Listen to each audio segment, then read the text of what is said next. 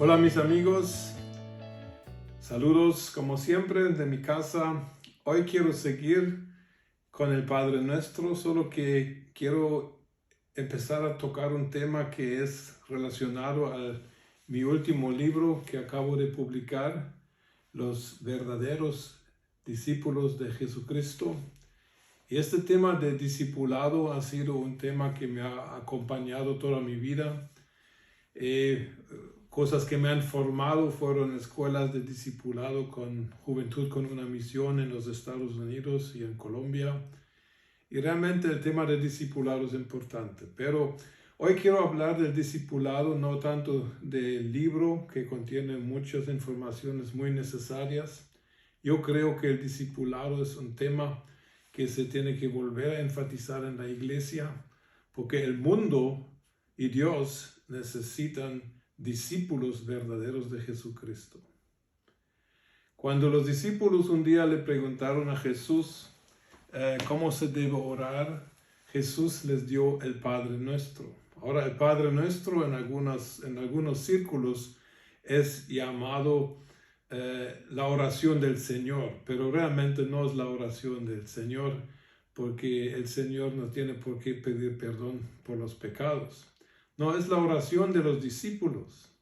Es la oración que Jesús dio a este grupo de hombres, los primeros 12, quienes realmente se preguntaban, porque ellos veían a Jesús orando todos los días y se preguntaban cómo se ora correctamente. Y en respuesta a su inquietud, en respuesta a su pregunta, Jesús les da el Padre Nuestro y les dice que deben orar así.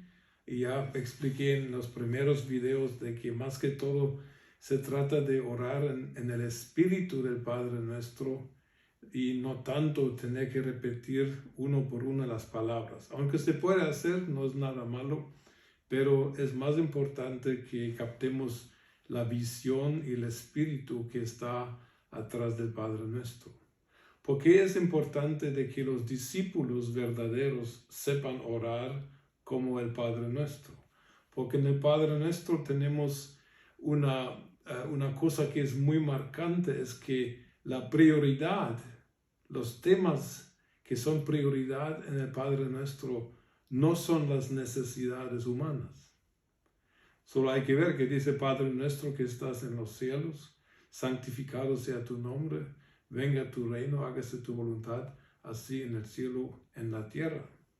Y después de hablar de Dios, de la posición de Dios, de la perspectiva de Dios, del nombre de Dios, del reino de Dios, de la voluntad de Dios, hasta entonces se habla de el pan de cada día, que es una necesidad humana. Y interesantemente, después de pedir por el pan de cada día, debemos pedir perdón por nuestras culpas y perdonar a los que nos han culpado. Y de último, el Padre Nuestro habla de lo que son las tentaciones y los ataques de Satanás. Entonces, un verdadero discípulo es un cristiano que ha entendido que mis necesidades físicas, emocionales e incluso espirituales están en segundo lugar o tal vez tercer lugar. Un discípulo ha entendido que debe ver la vida desde el cielo, el Padre que está en los cielos. Un discípulo es alguien que ve las cosas como Dios las ve desde su trono, desde su presencia, desde su dimensión, y de allá empieza a concluir y a tomar decisiones.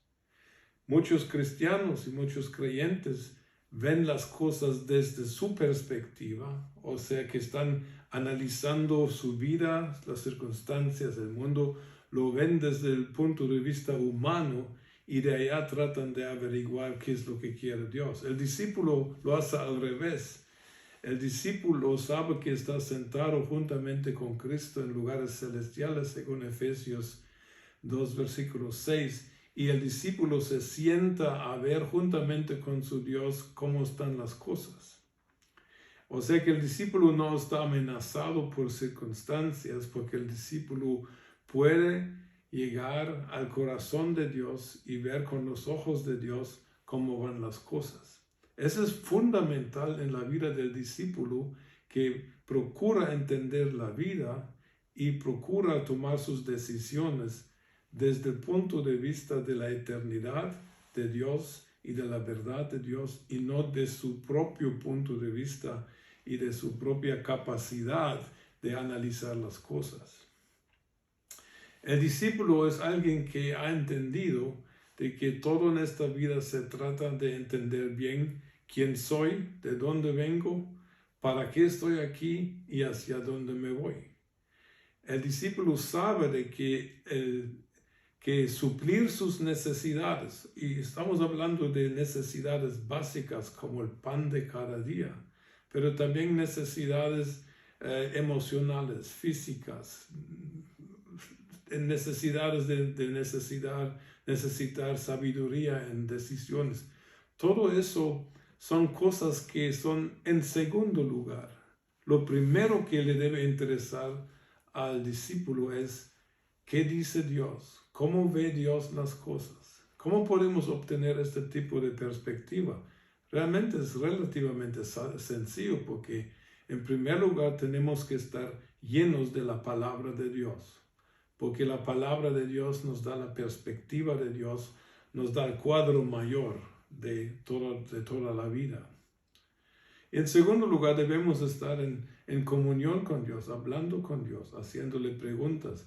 Y tal vez lo que es más urgente en nuestro tiempo que en otros tiempos, oír qué es lo que dice Dios de todo lo que está pasando.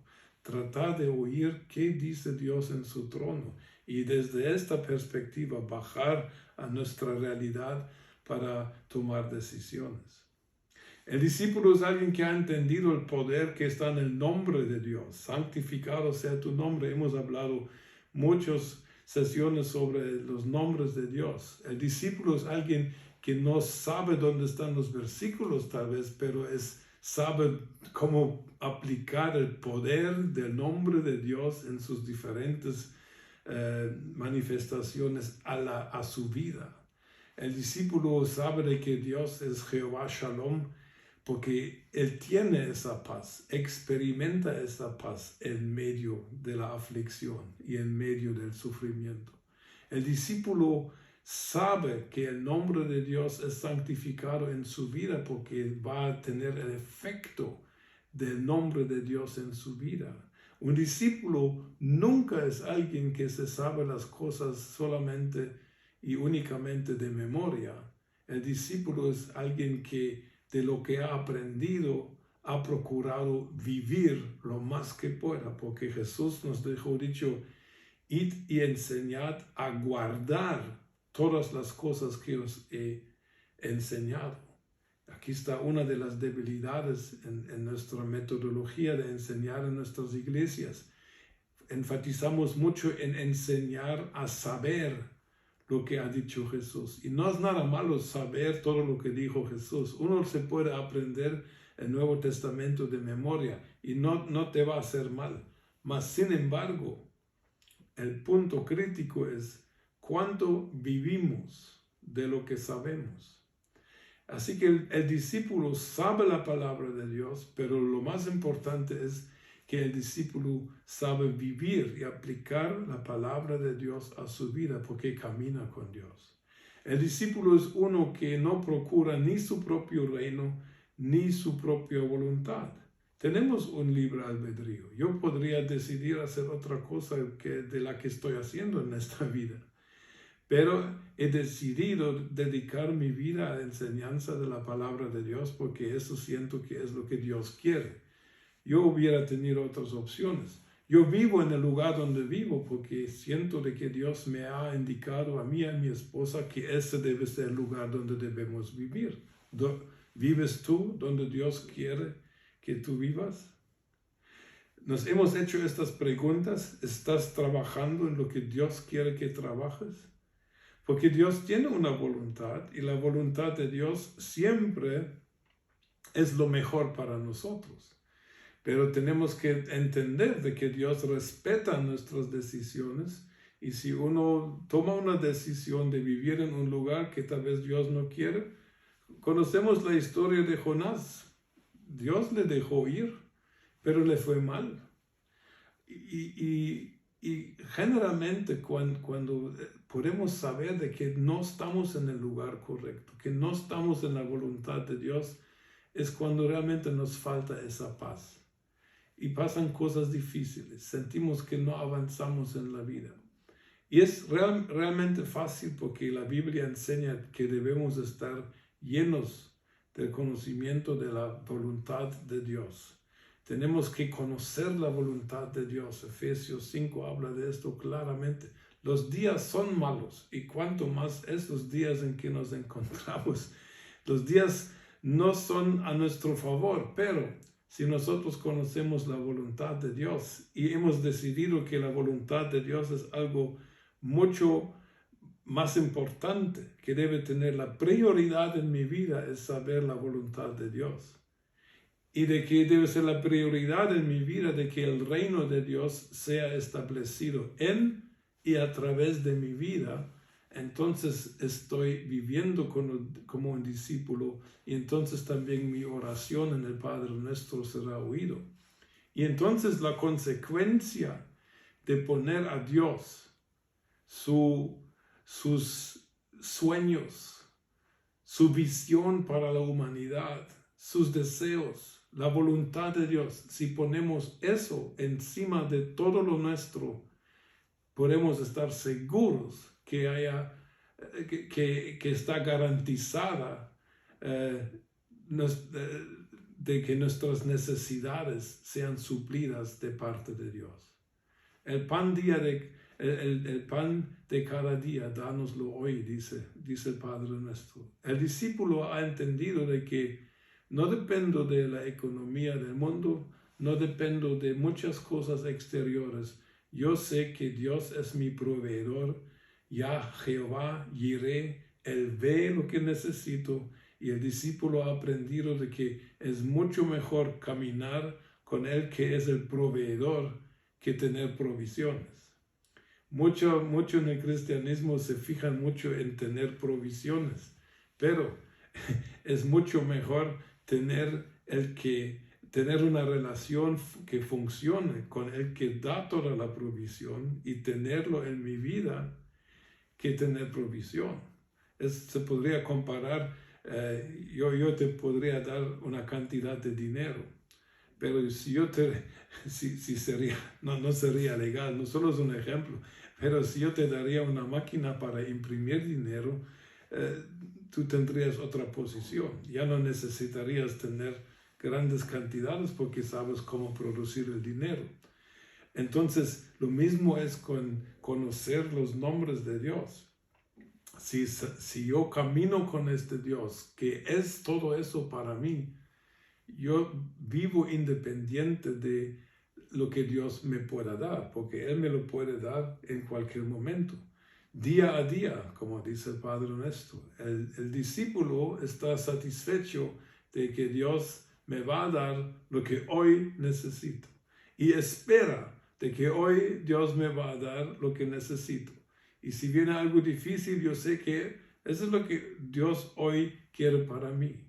Y entonces, viviendo en esta conciencia, el discípulo puede vivir tranquilo, puede estar en paz, porque sabe que Dios está conmigo.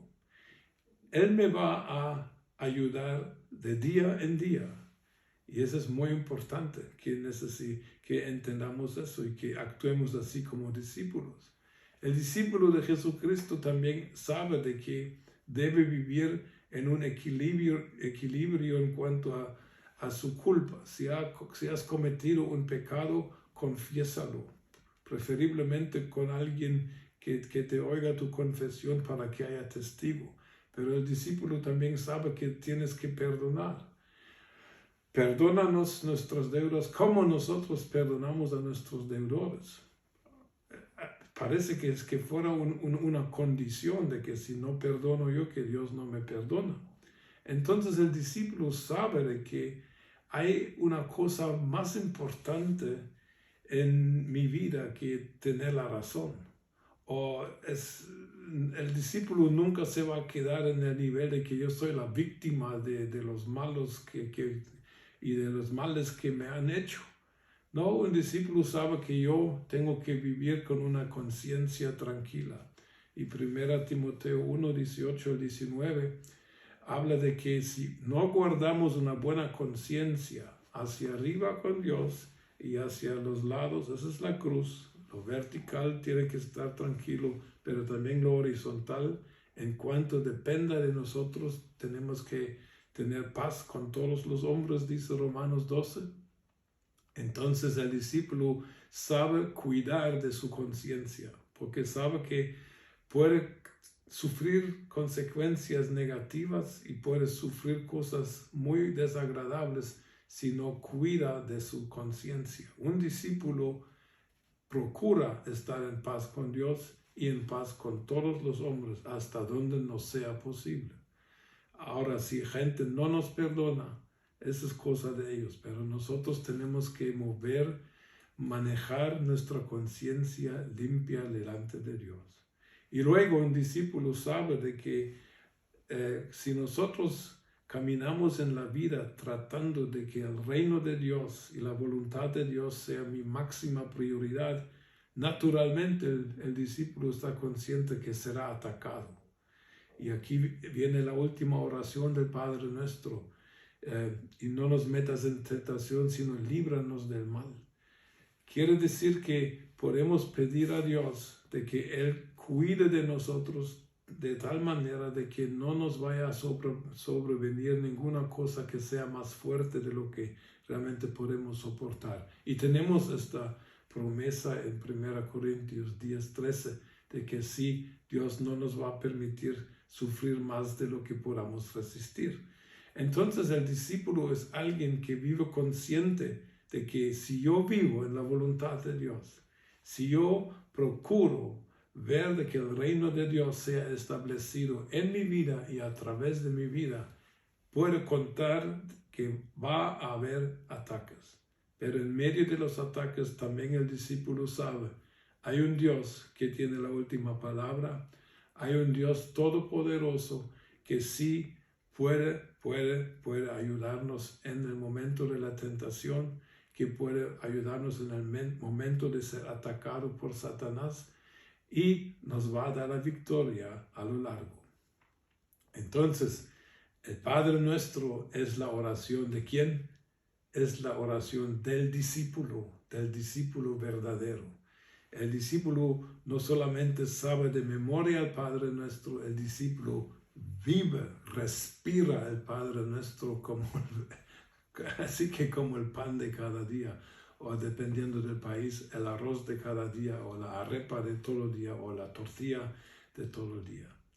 Así que hermanos, profundicemos cada día más en esta oración tan lindísima que Jesús nos ha dejado para que la meditemos y para que la oremos, pero más que todo para que vivamos todo el contenido del Padre Nuestro, porque a fin de cuentas Dios será glorificado y nosotros tendremos la satisfacción de que nuestra vida ha sido una vida que ha afectado positivamente a este mundo, que ha impactado a nuestros alrededores para que Dios reciba la gloria.